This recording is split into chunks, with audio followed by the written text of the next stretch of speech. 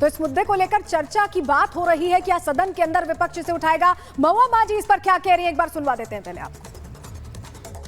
कुछ हद तक हम लोग समझते हैं कि जैसे यूपी में अभी जिस तरह से दुकानों में जो साइन बोर्ड वगैरह की बात कही गई है, किस कास्ट के, किस रिलीजन के लोग किस कहाँ पे काम कर रहे हैं, किस शॉप में उनका पार्टिसिपेशन है, इस तरह का जो फरमान एक तरह से जारी हुआ है उसको लेकर भी बहुत लोग डरे हुए हैं। हमारे देश में जो संविधान ने सबको बराबरी का हक दिया हुआ है उस पर कहीं ना कहीं शक पैदा हो रहा है। लेकिन जो योगी जी ने ये फैसला लिया है ये बहुत ही खराब है, खतरनाक है और देश को, समाज को बांटने की साजिश है। ये देश किसी एक जात का नहीं है, ये देश किसी एक व्यक्ति का नहीं है, ये देश किसी धर्म का नहीं है, ये देश किसी मजहब का नहीं है, देश सबका है। और इस बात को न समझा गया तो नुकसान भी सबका होगा। इसलिए इस काले कानून को, काली व्यवस्था को तत्काल हटाने के लिए हम लोग पुरजोर दबाव डालेंगे।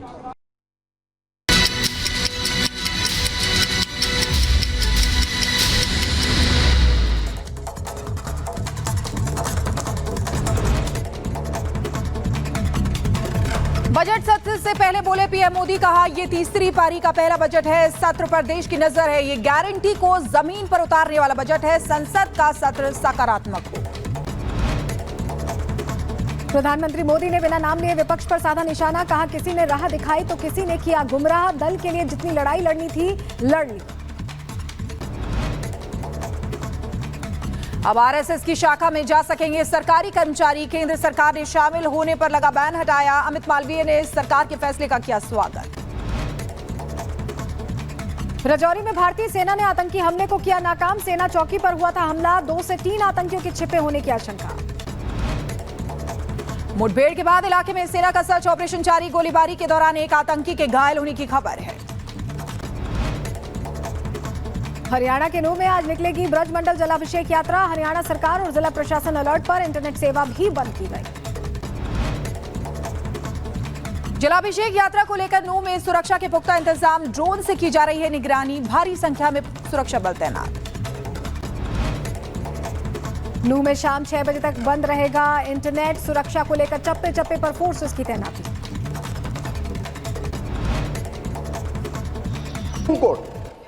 Both the time Honorable Supreme Court has recommended for a single examination in all India level.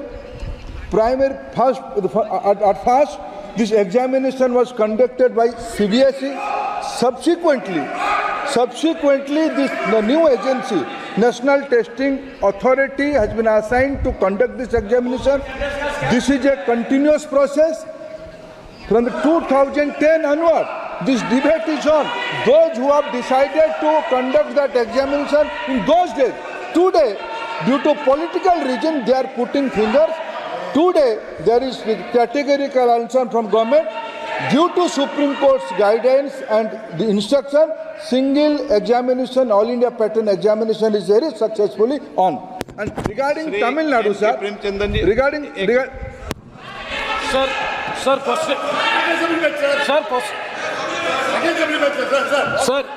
question number 16. Sir. No, how can it? Same question.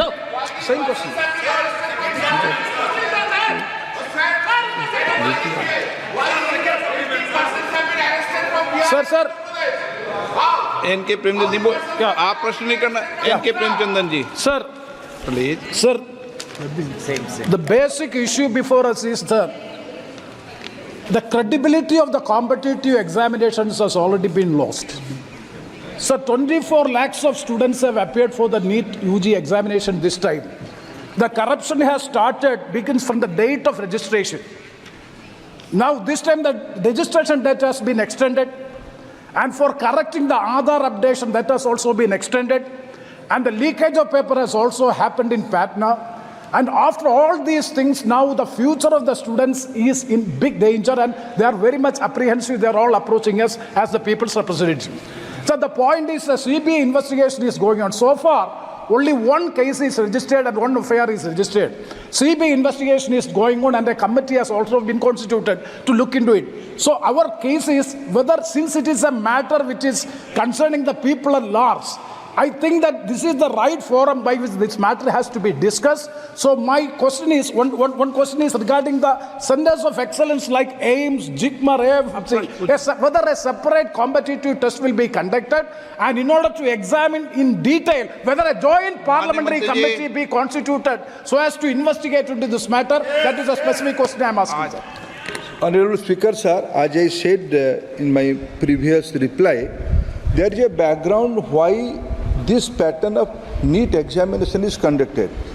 With utmost respect to this House, I am again politely saying, due to different views, Honorable Supreme Court has categorically twice said this centralized examination pattern has to be there.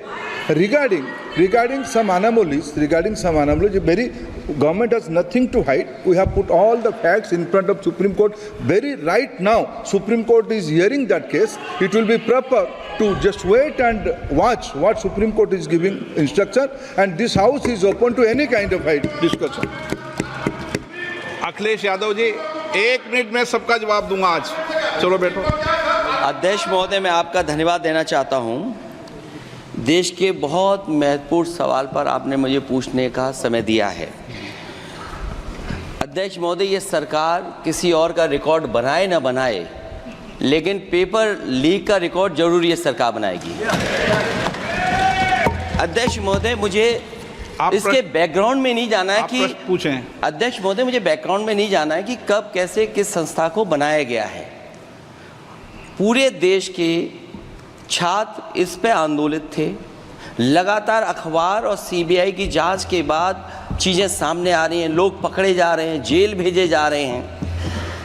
मैं अध्यक्ष महोदय आपके माध्यम से पूछना चाहता हूं मंत्री जी से, क्या सेंटर वाइज जिन बच्चों को सबसे ज़्यादा नंबर मिले हैं, क्या उसकी सूची जारी करेंगे?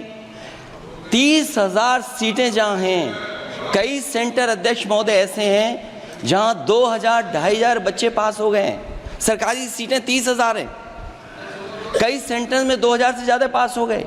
कई प्रदेश के ऐसी जगह है जहाँ पर कुछ सेंटर से 600 से 650 से ज़्यादा सबसे ज़्यादा नंबर हैं। और अगर वो संस्था इतनी क्रेडिबल थी तो अध्यक्ष महोदय, जिन सेंटर्स पे ये परीक्षा हुई उन सेंटर्स का इंफ्रास्ट्रक्चर क्या था? क्या मंत्री जी ने जानकारी की थी? सुझाव देकर इस सिस्टम को और बेहतर कर सकते हैं, ये होना चाहिए।